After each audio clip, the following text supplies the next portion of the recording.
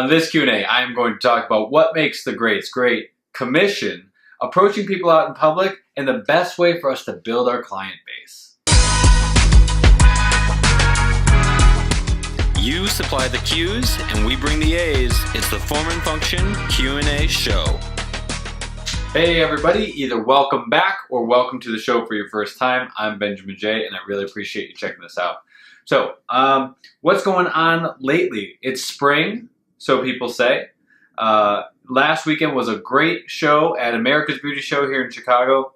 I really hope that you were able to check it out. If not, I would highly recommend adding it to your list of events that you want to go to and check out.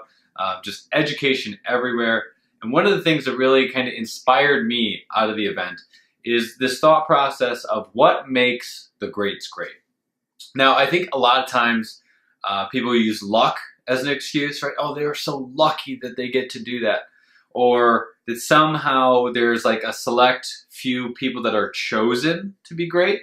Also an excuse. But the reality is that greatness all comes down to knowledge, right? And what you then do with it. And so it's about gathering and applying. You know, anybody that has achieved any level of success within our industry, it's because they were able to gather the information and the knowledge that they needed to in order to have the career that they wanted to have, and then they applied it. You know, they gathered how to be a great hair cutter, and then they applied it, and they were able to do it. So that, I think, is the biggest key when it comes to trying to grow yourself, is gathering the right information, choosing your mentors, choosing those visionaries that have gone out and accomplished something, and trying to learn as much from them as possible, and then applying it to your own career, your own success. And so that's really what we strive for with our academies, you know, with what's coming up soon. We really just want to be a source to help you gather your information. That's why we do a show like this.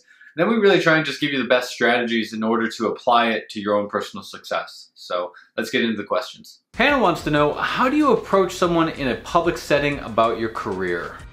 Hannah, this is a great question, and I think that it's really smart because of the fact that everybody says always have your business cards on you so that when you see somebody that you're out on the street that you can go up and you can start talking to them.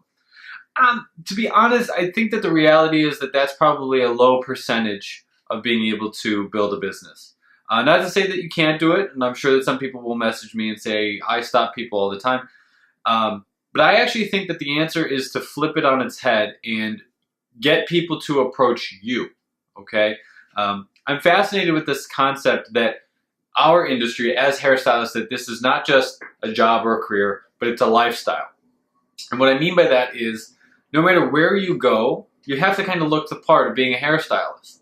And so if I were to think of other industries, the only thing that I could think of that has a higher level of lifestyle is a fitness coach. I wouldn't want to sign up for a gym and have a personal trainer if that person didn't embody the healthy nature of the physique that I was trying to accomplish. So for us to go out and approach people out on the street, I think the best bet is to actually be the hairstylist that you think that they want to be, right? Have your hair done all the time. Dress sharp, right? Look the part. And hopefully that will then open other people to having the conversation of saying, wow, I love your hair. Where do you get it done? Oh, I'm a hairstylist. Here's my card. Can you approach people? Absolutely. If it's just a random stranger out on the street, I don't know how well that's going to work, but if it's a place that you frequently go to, maybe a Starbucks or a sandwich shop or something, where you've kind of built a rapport with that person, where you can say, hey, my name is Ben, I'm a hairstylist down the street at such and such salon, I'd really love for you to come in and see this.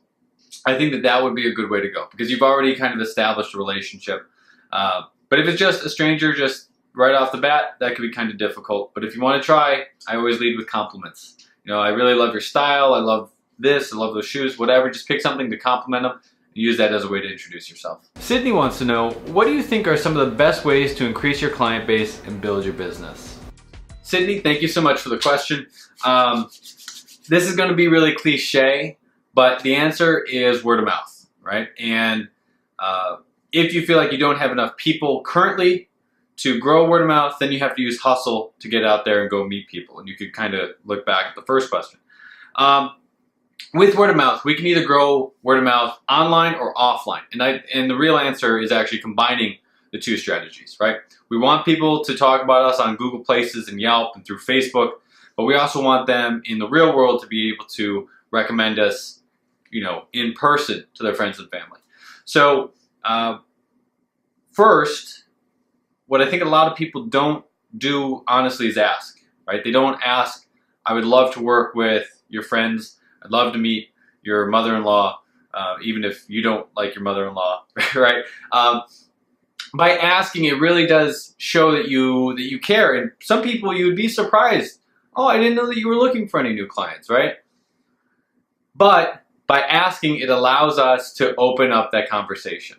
One of the things that we do in our salon is we have a referral program. It's a very basic referral program, but the new guests that if they get referred by a friend, they get $10 off their first visit. The friend that referred them then gets $10 off their next. Very basic program. But we have these really cool cards. And the cards have 5 referral cards on them, and they are perforated so they tear off real easily.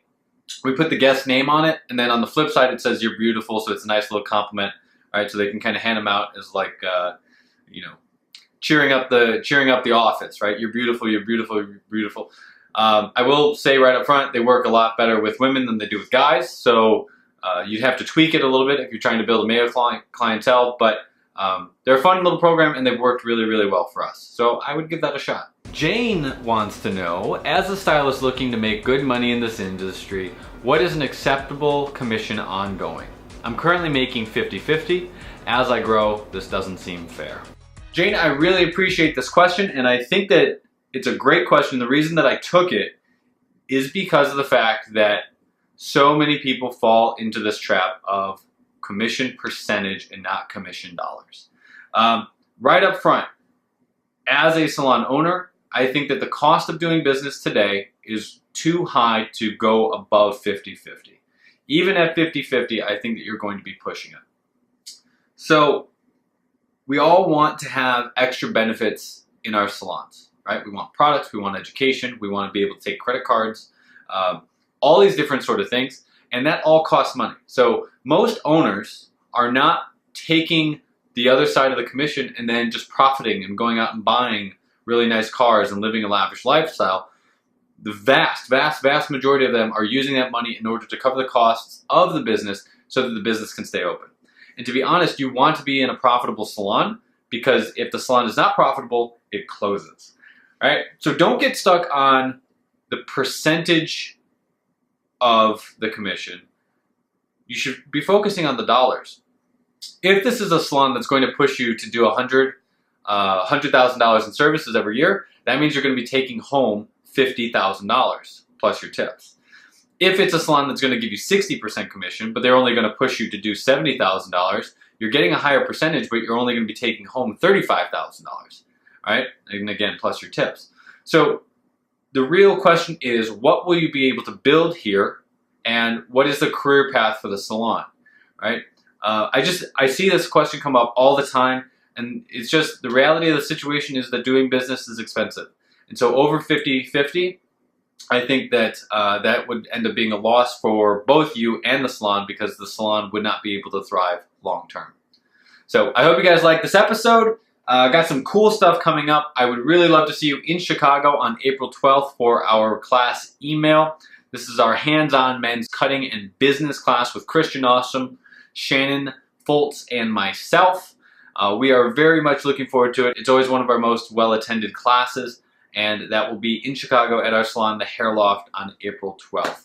So other than that, keep sending me your questions. You can always hit me up at Benjamin J on Twitter or at BNJMNJ on Instagram. Subscribe, and I'll see you next time. Thank you.